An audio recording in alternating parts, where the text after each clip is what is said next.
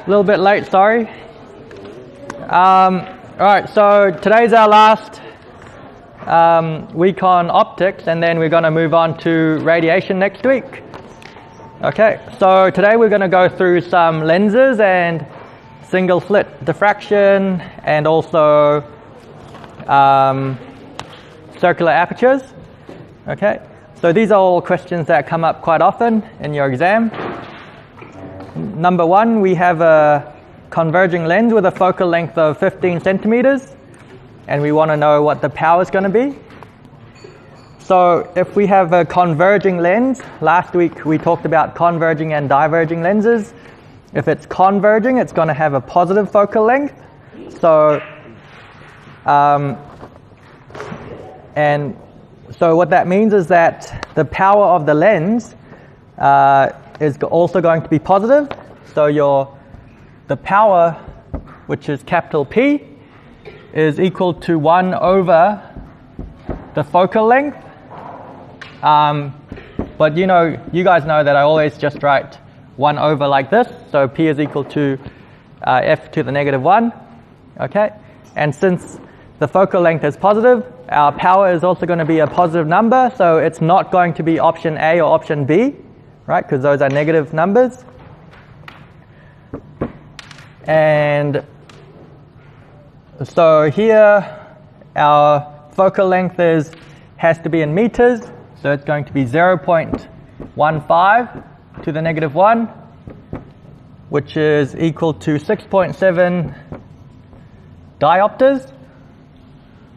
So I'll just quickly go through what the power actually means. The power is the lens's ability to bend light. So if you have a thick fat lens is going to bend light more. So if light was coming in parallel, it would bend light a lot. So the focal length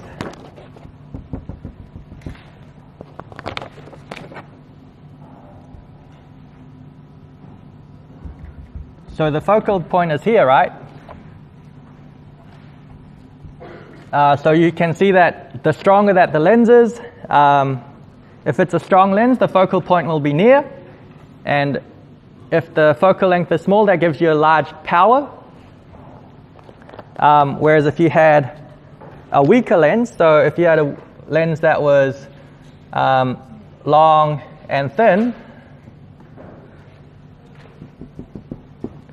and if you had light coming in, it wouldn't bend the light very much.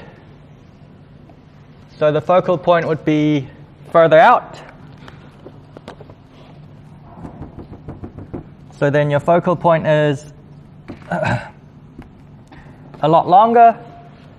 So what that means is that this lens is more powerful and this lens is less powerful. Right, so you can see the relationship between the focal lengths here.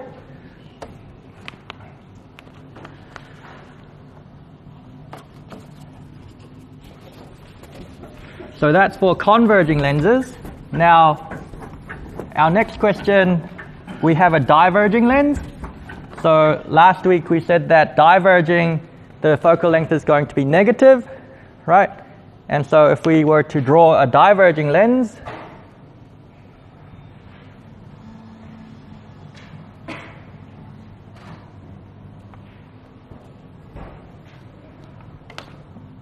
so your light rays are coming in,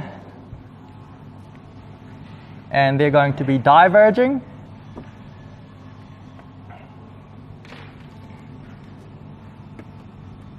Right, so it looks like they're coming from here. And so your focal point's here, which is on the same side as the object. So that's why your focal point's going to be negative, right, since it's on the same side as the object. So number 2, our focal length is 10 centimeters and it's diverging. So we would write negative 0.1 meters is our focal length, and that's going to give you negative 10 diopters. Okay, so that's number 2.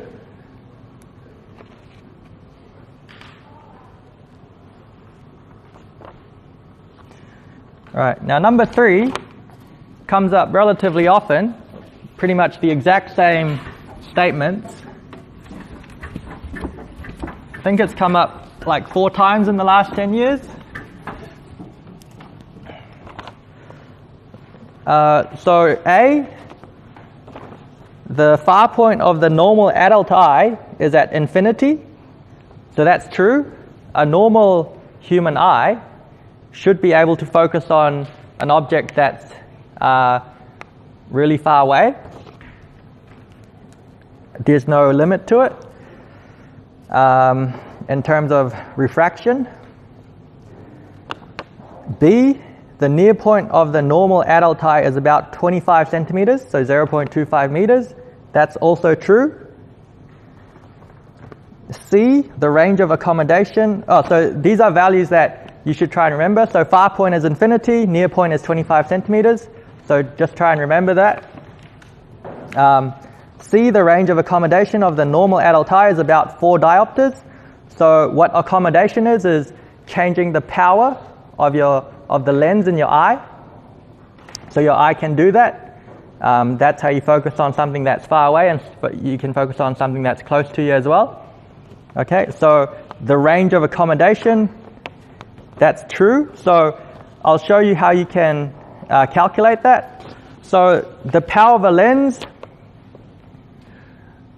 so power is equal to focal 1 over the focal length, and you remember this equation, 1 over the focal length is equal to 1 over the distance of object plus 1 over the distance of the image, right?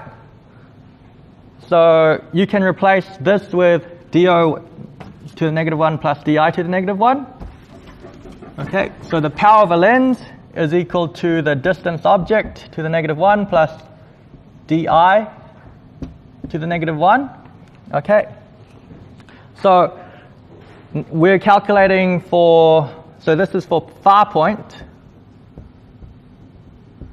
So when we're focusing on something, an object that's at an infinite distance,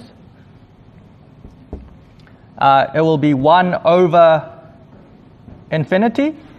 Okay, so if you had 1 over 100, that'd be 0.01. If you had 1 over 1 million, it'd be 0.000001, right? So if it was 1 over infinity, you can pretty much say that this is equal to 0.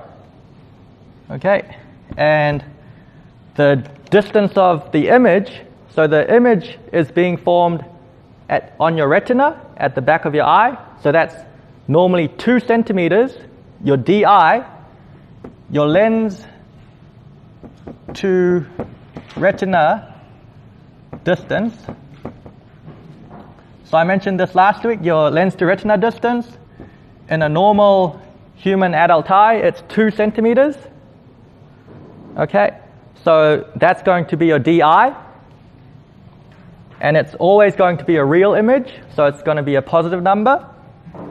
Okay, so plus 1 over di, which is going to be 0.02 meters.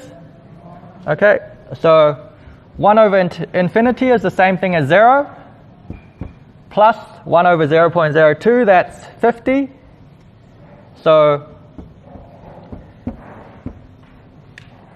the power of your lens when you're focusing on an object that's at an infinite distance is 50 diopters. Okay.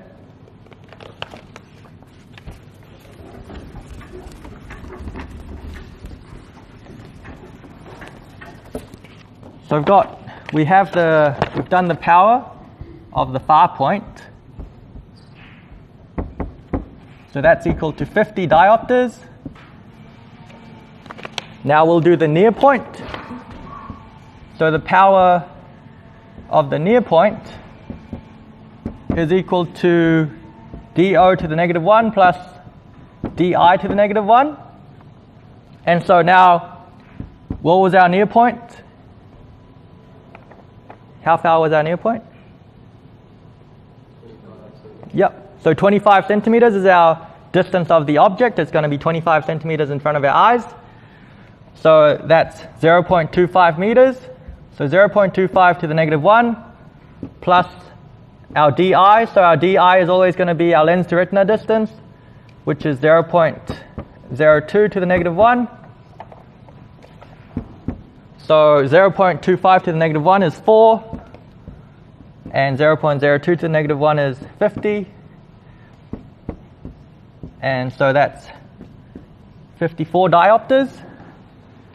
Okay, so you can see that when our eyes are focusing at our far point, it's 50 diopters. And when we're focusing at our nearest point, that's 54 diopters. Right, so the difference between them, between the two, which is our range of accommodation, is 4 diopters. Okay, so that's C. C is true.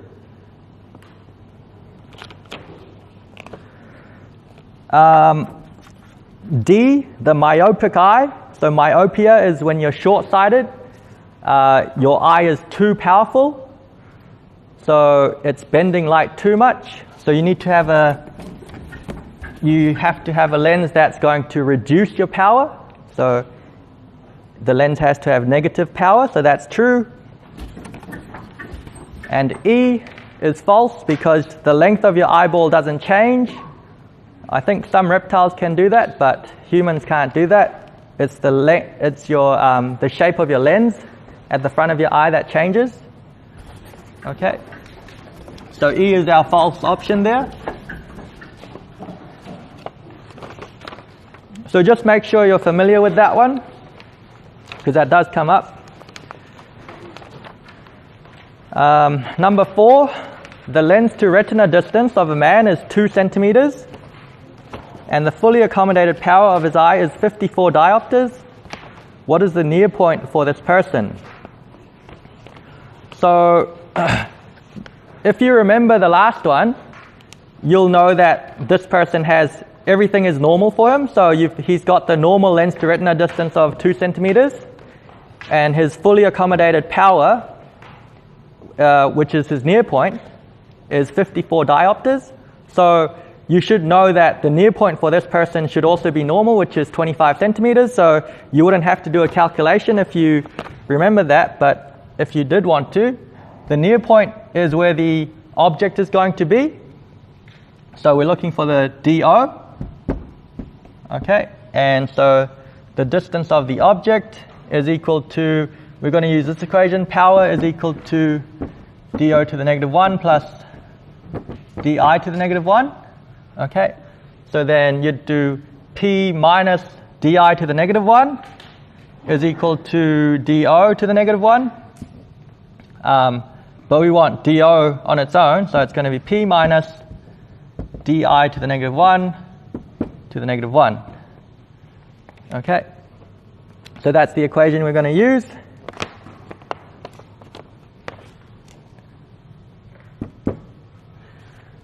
Now, our power is 54, and our image distance is 0.02 meters.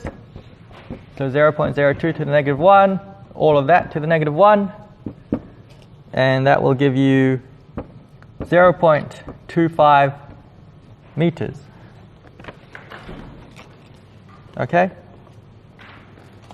So just a quick tip here, you can't use centimeters here because in the equation, this one, even though you want your answer in centimeters, you have this, which is the power. The unit's not in centimeters, it's diopters.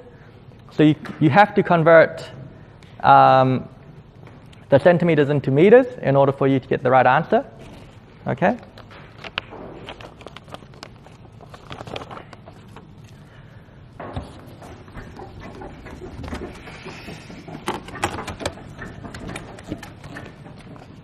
So our next question is pretty similar, except this time this woman does not have the normal lens to retina distance. So she has a lens to retina distance of 2.02 centimeters, or in meters that's going to be 0.0202 meters. Okay, so that means her dO is equal to power minus di to the negative 1 to the negative 1. So power is 54 minus our di, which is 0.0202 to the negative 1, all of that to the negative 1, and that's going to give you 0.22 meters. Okay, so her near point is slightly closer than the normal person, and that's because her eyeball is slightly longer.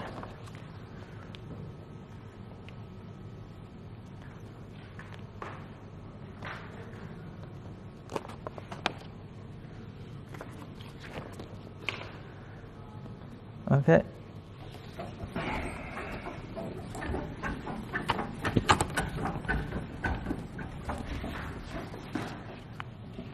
This time we have a person whose lens to retina distance is slightly shorter, so we still have a power of 54 diopters, so we still want DO, the near point. So DO is equal to power minus di to the negative 1, all of that to the negative 1. Power is 54 minus, so 0.019 meters to the negative 1 to the negative 1, and that will give you 0.73 meters. Okay, so 73 centimeters. This person's near point is quite far out, so he's about, I'd say about this far out. Okay, so anything nearer than this will be blurry for him. Okay, so if he was trying to read something over here, it'd be too blurry and he'd have to have it out here, which is 73 centimeters away from his eyes. Okay. So he'd probably need glasses to try and correct that.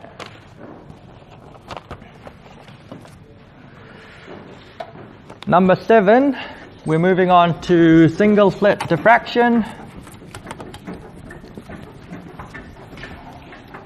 So for Physics 191, I would say you just need to know about single slit diffraction.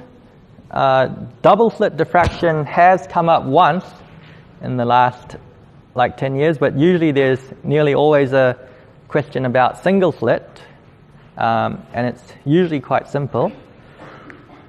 Okay, so if you have light going through a very small, I'll do it coming down. So if you have, this is your, so I'm going to draw the slit quite large, even though, so this isn't to scale. So here's your slit.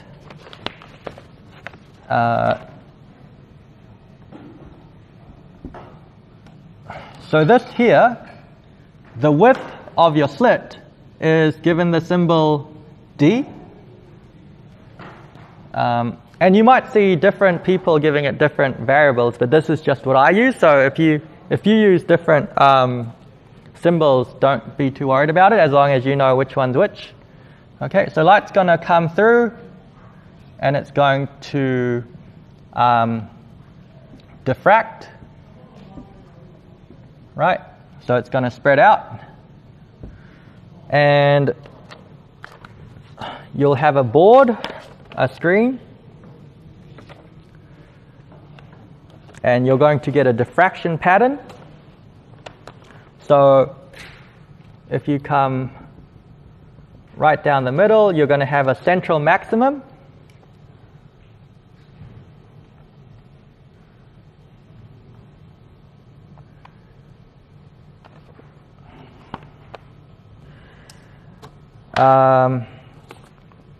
Okay, and then you're going to have a second maximum and a third maximum.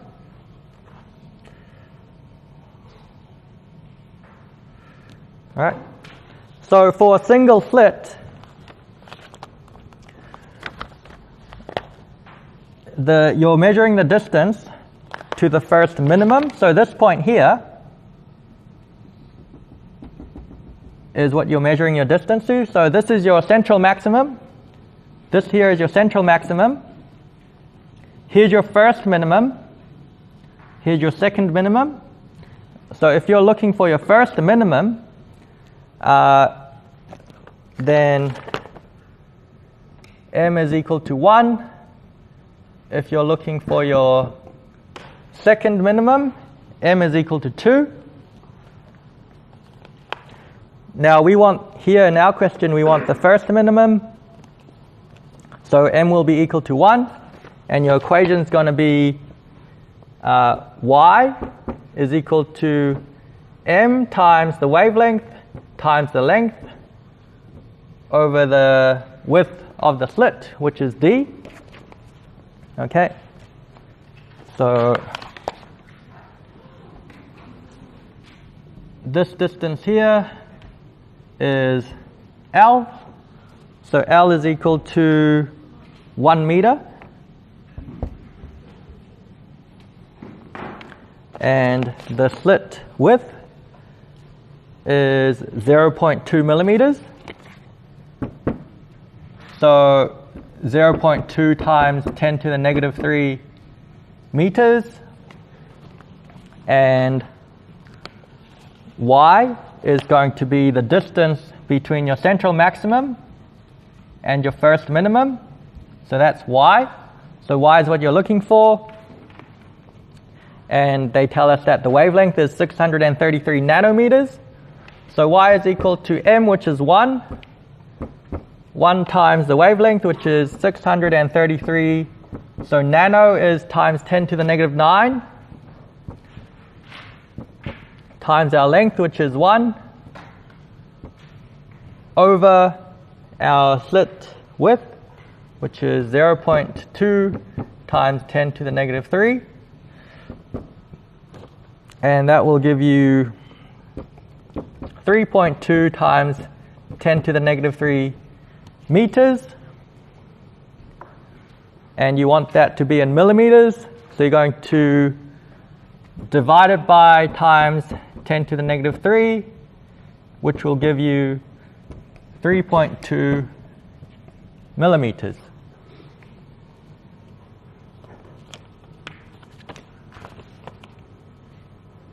All right.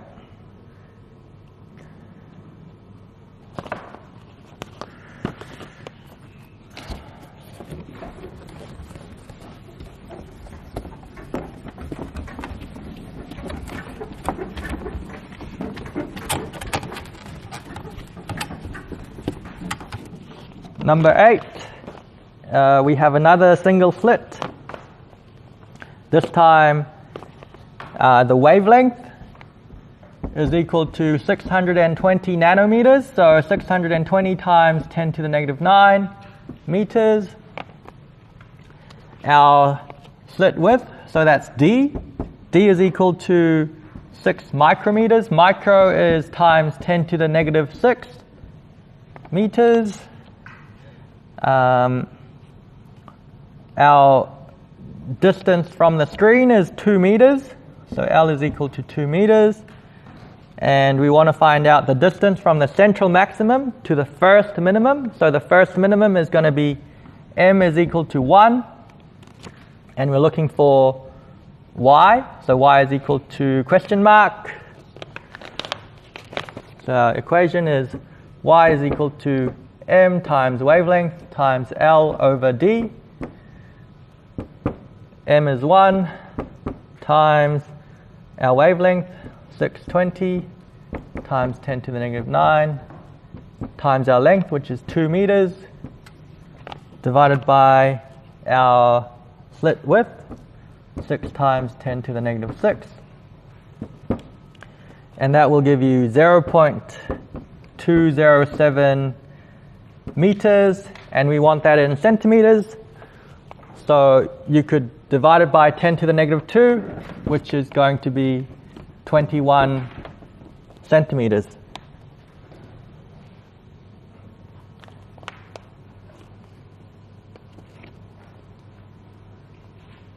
Okay.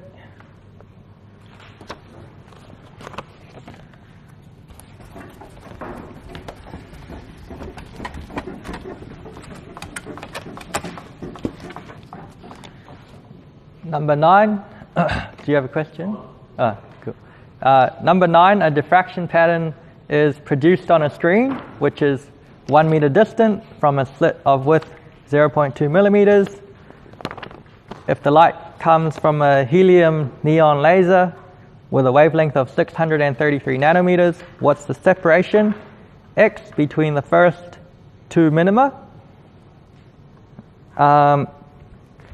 So here you've got your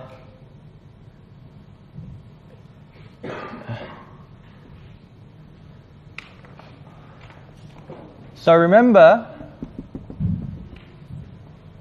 that y is going to be your distance between here. So what we're going to do is we're going to find out what y is.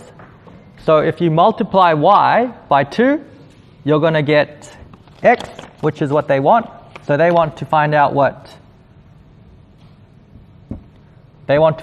x is, and that's just going to be 2 of y, because that's symmetrical, right?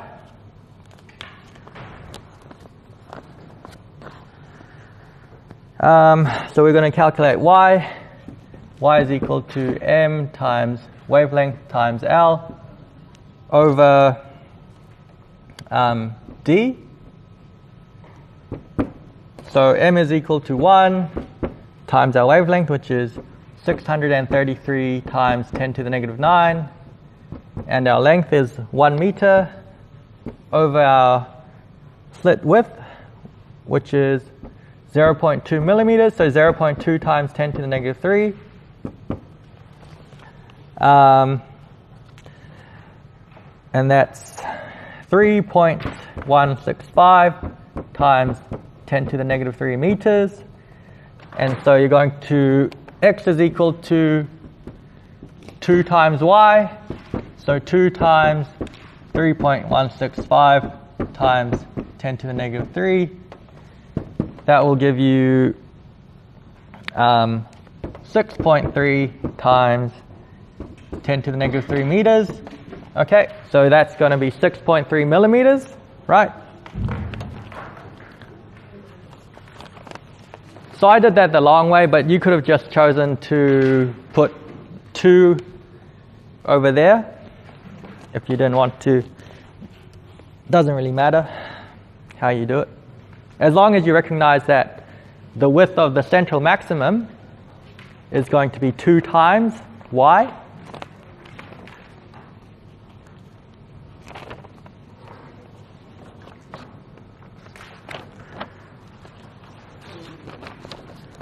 So now we're moving on to circular apertures.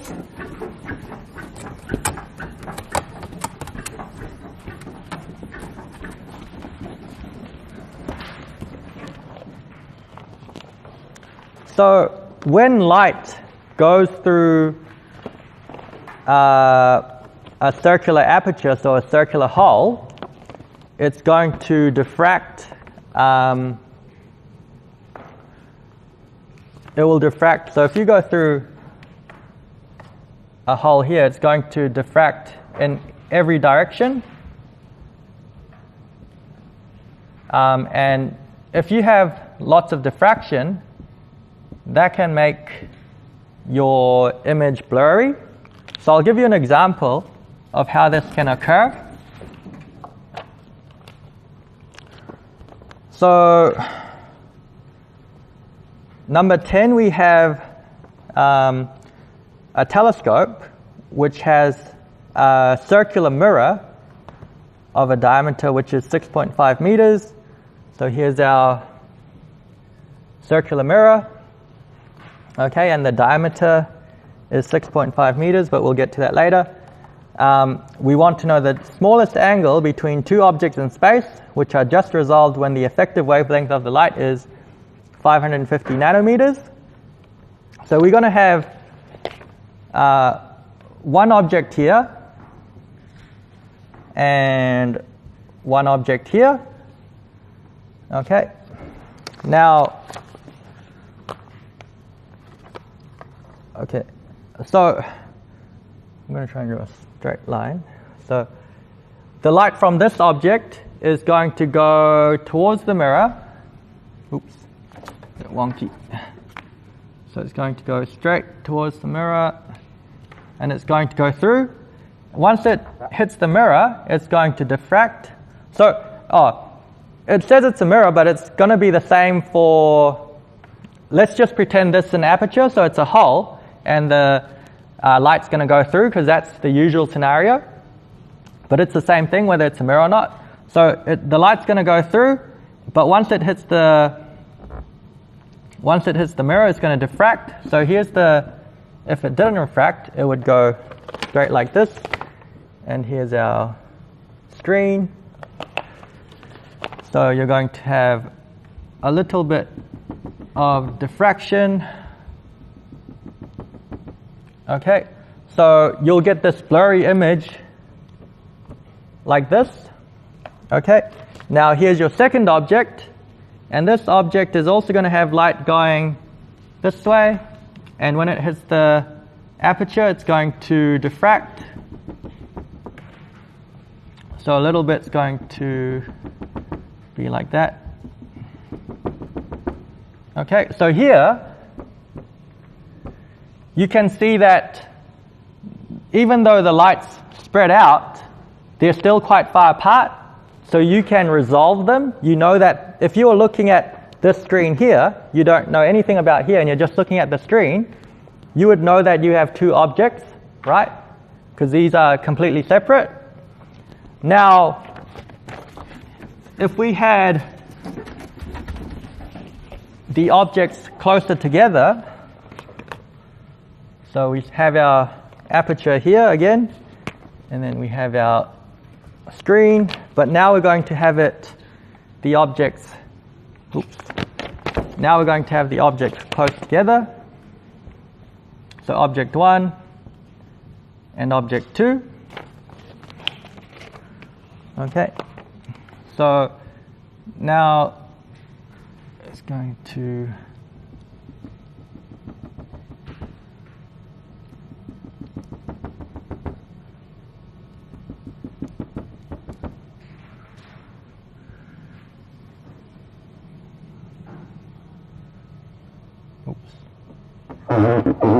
sorry. So it's going to go like that. So here's the diffraction for the first one, and then your second one's going to overlap. Okay, so your two diffraction, the light from the two are overlapping. So now if you were to look at the screen, you would have no idea whether you have one object or two objects, right? Because you can't resolve the two objects. Okay, so that's what we mean. When these two overlap too much, you don't know that whether there's two objects or not, so you say you can't resolve them. Now, this angle here, the minimum angle between them, so what you'd need, when they ask for the minimum angle, they're talking about the minimum angle that you would need for your things to be just resolvable, so that you can just tell that there's two objects there.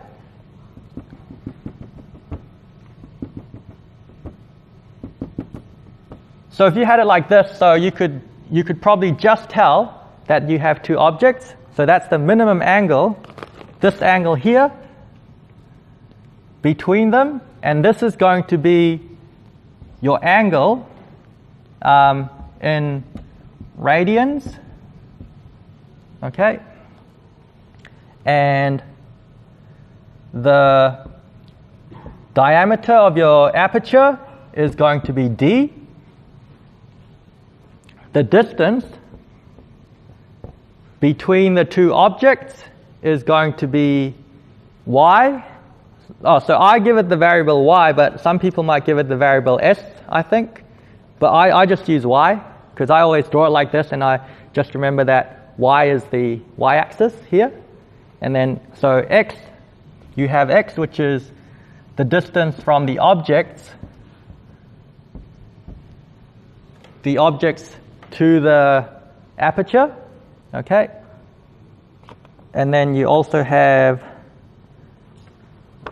yeah, so that's it. So here we want to know what the minimum angle is going to be. So the equation for that is, so angle is equal to 1.22 times the wavelength over the diameter of your aperture. So we'll just put in our numbers. 1.22 times our wavelength, which is 550 nanometers, so 550 times 10 to the negative 9 over our diameter, which is 6.5. If you put that into your calculator, you're going to get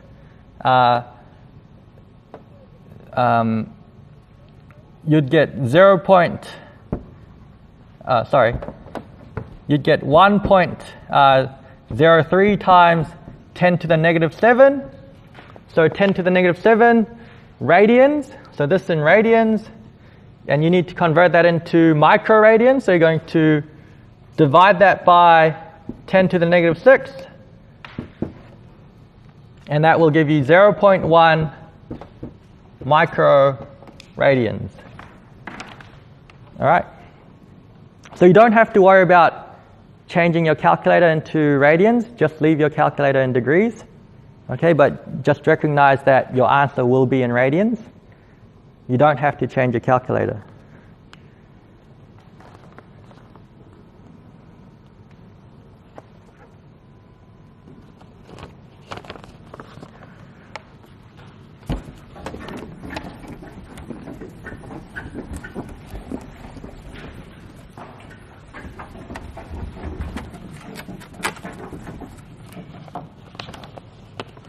Number 11, we have a telescope launching into space with a diffraction limited circular mirror of diameter 6.5 meters. If the effective wavelength of the light is 400 nanometers, what's the minimum angular resolution of this telescope? So, because when you do optics, you're not going to be sure which equation to use. So whenever you see the word circular or diameter, that's usually going to be a clue that you're going to use this equation. So the angular resolution is this symbol here, and that's going to be in radians. So 1.22 times our wavelength over the diameter.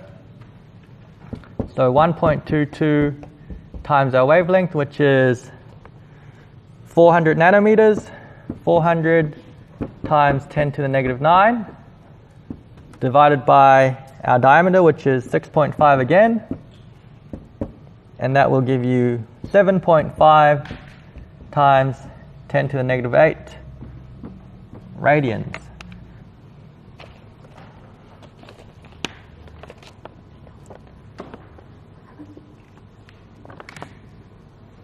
Okay. So one more. So this one, again, you're going to have an angular resolution. This time they give you the angular resolution. So you've got angular resolution of 5.0 microradians.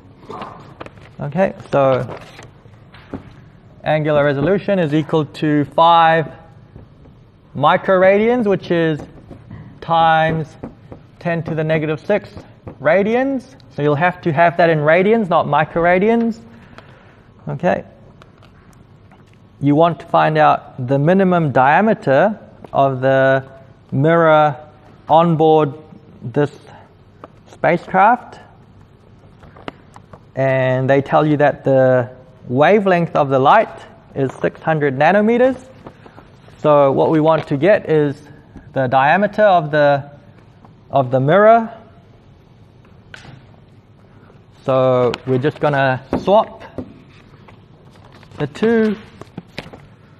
So D is equal to 1.22 times the wavelength over the angular resolution. So 1.22 times our wavelength, which is 600 nanometers, divided by our angular resolution, which is 5 times 10 to the negative 6. And that's 0.15 meters. Okay, so which is 15 centimeters. Okay, so we'll go through like the same sort of questions, but a little bit more difficult in our next tutorial. Okay, so we'll start again in, let's say, 8:25. We'll start again. All right, thank you. Binding energy stuff from last week. Binding energy? Yeah. Yeah, we'll do that next week. Next week.